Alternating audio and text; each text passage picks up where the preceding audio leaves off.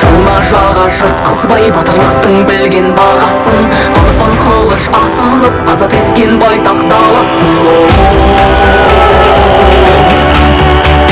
Сықты болып сақтардың түйгінді тезіп баққанмын, жеріне кері қолым қазығымды алаш қаққанмын.